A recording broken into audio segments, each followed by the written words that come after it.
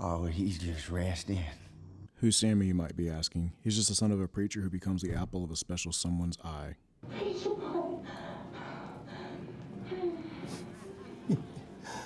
Boy found that button, didn't he? Yeah, we'll get to that part. Our boy Sammy, aka Preacher Boy, pulls up to the church like he's got to stick up his ass, wearing dirty clothes. Point being, our boy has been through some shit. His father walks up, gives him a hug, and says, I want you to swear to me and before this congregation to leave those sinning ways where they lie. I want you to promise right now. Now I want you to notice the flashes that we're seeing. They're going to be important for later. Oh, hell. This was yesterday? Smoke and Stack are waiting on a guy named Hogwood, and he doesn't seem too bright. You boys twins?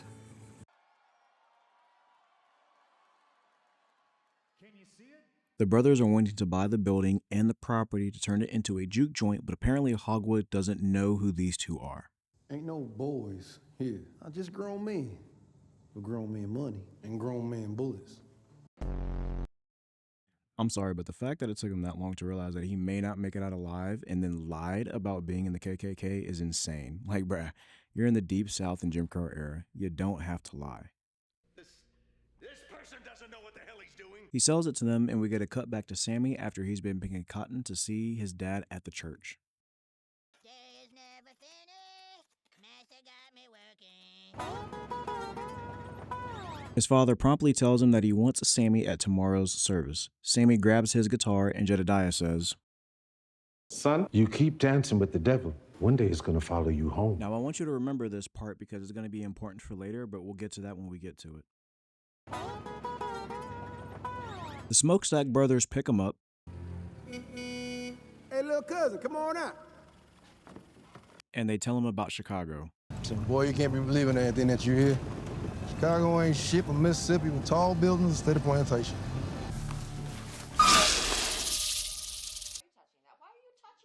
Damn, Sammy, you just like grabbing random shit. Smoke wants to push the grand opening of the juke joint to next week because Hogwood ran the behind schedule, but Stack wants to open up tonight with a big bang and says, Look at that sky.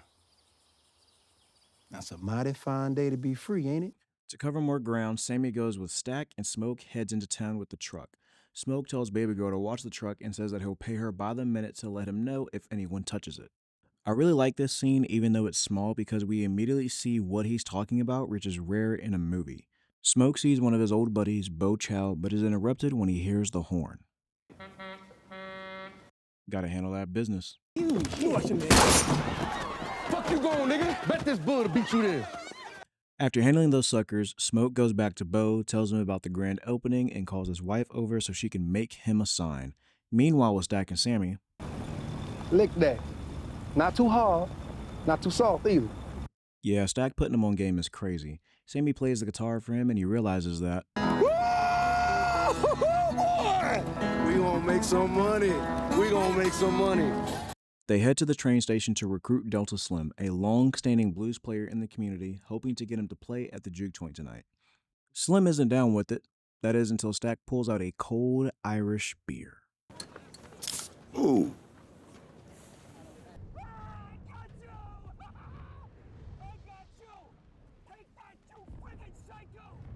Slim is down for the cause, and before they leave, Slim and Sammy perform, drawing a large crowd so that Stack can announce the grand opening of the juke joint.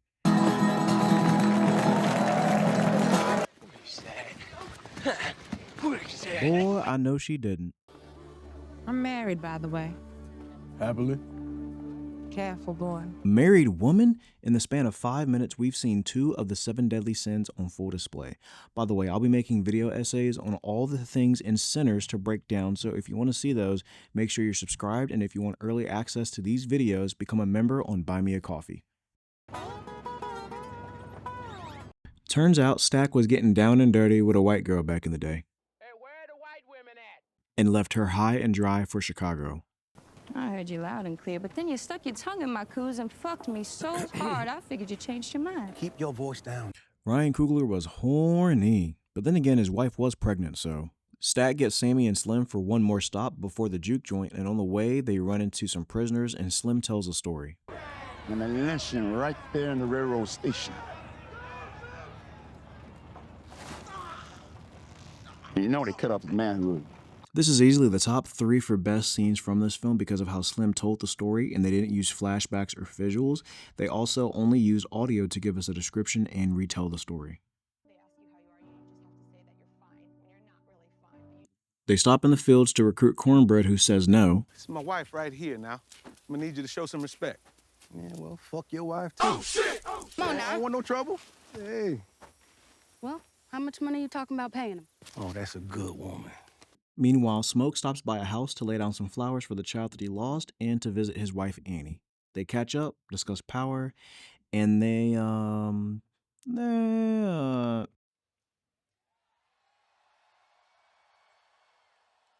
for the record, there's a few more moments like this. Oh, brother, this guy stinks!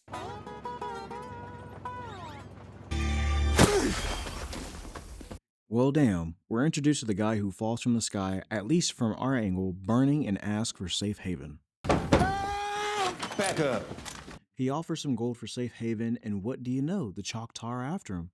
Also, I want you to take note of the vultures above the house. They weren't there in the previous scene. Since she's being uncooperative, they decide to head out because apparently they already know what's going on, so she comes back in the house looking for her husband, and well, she found him.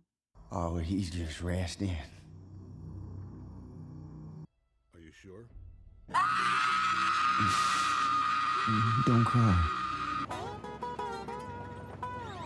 The juke joint is now open, and Smoke isn't liking what he's seeing. These is good down at the Maybell General Store. You like that cold, I right? certainly do. Smoke pulls Stack and Annie to the side, but they tell him if he wants this place to be successful, he needs to prioritize people feeling comfortable first. Perline shows up. I ain't always nice. Ain't that young either. What the fuck did you say? And Mary also decides to show up. Can we talk about just how fast things are moving at this moment? I mean, it's absolutely insane. Sammy spots her and tries to tell her politely that she probably needs to leave. Boy, if you don't get the fuck out my face. But then she realizes that he's little Sammy. My bad. I forgot to mention that Smoke, Stack, Annie, Cornbread, and Mary all knew and grew up with each other. Yeah, there's clearly a bit of history there. So Mary decides to buy Sammy his first drink as well to tell him about growing up with the Smokestack twins. My mama nursed them like they was her own. Smoke sees her, tells Stack to handle it since she's his woman, and we hear more of their story. I love you. I think about you every day. I just want to keep you someplace safe. Goddamn beautiful. That was just an absolutely beautiful scene, and I'll discuss it more in my video essays, but for now, ladies, wipe your tears, and men, act like that didn't affect you. Slim tells Sammy it's time for him to play, and boy, does he put on a performance. Again, I don't want to stick on any particular scene too long, in addition to getting copyrighted by YouTube, but how Ryan Coogler thought of this for both the visuals and the audio and was then able to translate that for us to perceive is absolutely spectacular. The run of this scene is that while Sammy is playing, we get a voiceover from Annie and Slim telling us about the powers that music possesses and how it can transcend time, and during this we get a full range of music that's part of the Black community, from tribal performances to the electric guitar and a DJ. All of this commotion and display of power has drawn a particular person to the juke joint. Can you guess who it is? Is it Thanos? Eobard Thawne? Tobias Whale? It's our lovely mystery character who the natives so wrongfully hunted down. I kind of glanced over this, but y'all do realize that for him to have gotten to their house, bro can do leaps and bounds for miles. Sure wasn't just some fair-skinned niggers. Ain't no Injuns around here for miles. I just wanted to bring that up to make you feel all warm and snuggly inside. After Sammy's wondrous performance, which caught the eye of Perline, they get jiggy with that shit. I just want to taste you. Yeah, that boy Orion was on one writing this script. On the plus side, Sammy found that button. Check out my little cousin.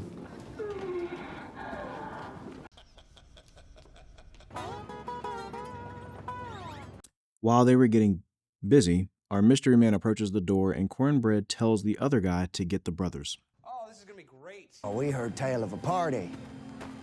And everyone shows up, including Sammy. Oh my God, bro. Absolutely have to.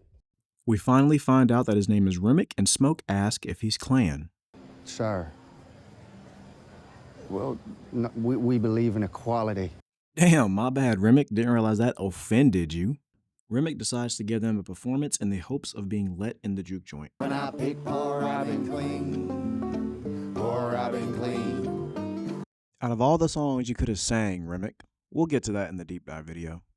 Smoke tells him that this is the place for blues music and there's plenty of white houses in town. How'd she get in? You got me. So Remick and his crew leave but walk real slow-like, and Stack tells Mary about their financial woes, and she figures out while they were in Chicago they played both sides and it'll catch up to them one day. Smoke and Sammy have a conversation about what Sammy's going to do after tonight, and Smoke doesn't like Sammy's direction. He wants Sammy to go down a good and healthy path. Leave all this here improper shit to us. In an effort to prove herself, she goes outside to talk to Remick, and it goes about as good as that conversation can go. Yes, you do. You all do.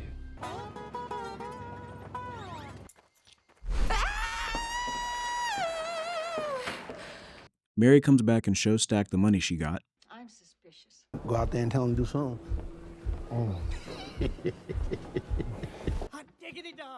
Cornbread has the bright idea to take a piss a million miles away and have Slim of all people watch the door. Oh my God, bro.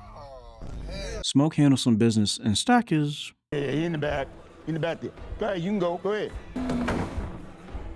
Oh, he busy, huh? Yeah, Slim was funny for that. Smoke told Sammy to get Stack, but he saw all that, so... Fuck! Yeah, but it's bad. It's bad. Did she just get up? What did I do? Everyone's told to go home, and it seems like Annie knows what's going on. We gotta move his body outside. Just for now. Bo leaves to get the car, and Cornbread finally shows back up. Where the hell you been at, man?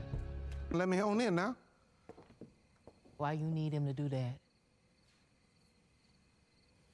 Is it just me, or did the air pressure just drop? Annie knows what's going on and tells Smoke to not let him in, but before he leaves, he wants his pay. Oh my God, bro. Stupid. Is that boy alive? Ain't no boys here. Our baby boy is back alive. I just grown men. With grown men money and grown men bullets.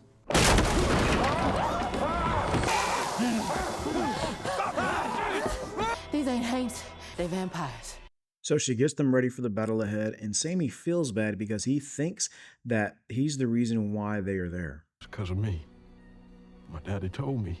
They find a body on the floor, blood poured around it, and rushed to drag him outside before he wakes up and gives them some snuggles. And while Smoke and Sammy are removing him, they see Remick and all of the people that he turning up. Sorry, I had to do that. I really did. I really did. Since no other vampires have been let in, but there was a dead body inside, they all go in a circle and eat garlic. Smoke, put the gun down. Shut up. Smoke. Trying to keep you alive, boy. You ain't the question me. Damn it, Sammy. Too pussy whipped to think straight, and she's too ignorant to understand what's going on. Ma'am, didn't you just let Preacher Boy, eat you out up and down the block while you're a married woman and came to this event without him just to see Sammy? Bitch, please. Slim, what's going on, man?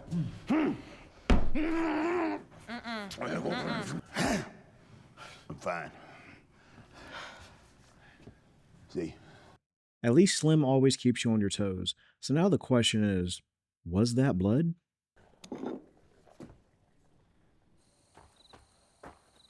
Wasting that man's life before verifying is crazy. Bo comes back to get Grace and completely ignores the guy being turned. He's killing him. Are you talking about that? And all the rest come to the door trying to convince them all. Grace and her daughter.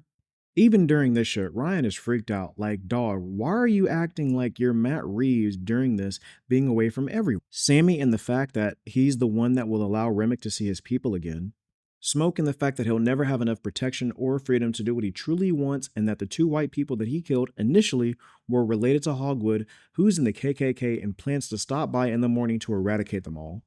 Now Grace is all worked up and worried about Lisa at the grocery store, and she sees Bo outside, and that pushes her past her boiling point. And then your dumbass is the first one to be taken out, and all you did was kill one vampire, you stupid bitch. How does that help your daughter? Stack bites Annie, and Smoke unwillingly strikes her through the heart, and this causes an immense ripple among Mary and Stack since they knew her powers and how much she would have benefited them. I love you. No! Let's go, come on! So they retreat, and everyone's focus is on protecting Sammy, with Slim being the sacrifice, which did not work out whatsoever. Sammy! With the help of Smoke, Sammy escapes and jumps like a midget puppy, and Remick is right there with him. Sammy prays before he is turned, but Remick joins right alongside him in the worship, revealing that these are the same words ushered upon his people when their land was invaded, and while he hated them, those words still provide him comfort. Again, deep dives and breakdowns coming, so follow along for that. Now keep driving, you black spear chucker piece of shit! The twins are still fighting, by the way, and it seems like they can't kill each other. Sammy hits Remick with the guitar, and the silver affects everyone since they all feel his pain. Smoke and Sammy are the sole survivors of the event, and he tells Sammy to go back home while he gets ready to handle business. This is the opening scene that I played for y'all in the beginning. As Smoke gets ready to greet Hogwood, we get a flashback of everyone prepping for the day, and he removes the mojo bag. Now, both of these things are happening at once, so we'll handle these one at a time. Hogwood tries to get into the juke joint, but finds all the doors are closed, and Smoke launches a surprise attack, wiping out everyone, least Hogwood, and even uses grenades. He sees Annie with their child, and she says, You put that cig out, you can hold her. Hey, listen. and this motherfucker has the audacity to interrupt.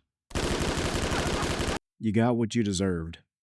Back at the church, Jedediah tells Sammy to let go of his sinning ways and to drop the guitar, which is quite ironic given what he's been through, because when Remick was reciting the prayer with him and stating that it has no real power due to it being forced upon him, his father is doing that very thing in this scene, making him give up the music for a place in the church.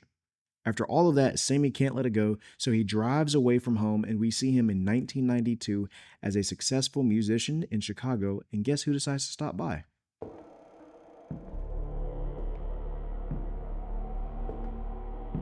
They didn't die that night since they hightailed it out of there. Stack reveals that Smoke made him promise to not harm Sammy and let him live out his life. Before they left, Sammy said on that day before the sun went down, it was the best day of his life, and he asked Stack if it was the same for him. No doubt about it. Last time I seen my brother, last time I seen the sun. And we get one final credit scene of Sammy playing This Little Light of Mine in the church for his father. Thank you to all of my subscribers on Buy Me a Coffee. If you like my content and want to support, be part of a community that discusses cinema, current shows, and movies, or get early access to my content, this community is for you. If you enjoyed this video, check out more by clicking here. If you enjoy quality cinema and are tired of all of the bad movies and shows made today, turn on notifications so you can see more videos like this on quality cinema from video essays, edits, commentary, and more. This is the home of quality cinema.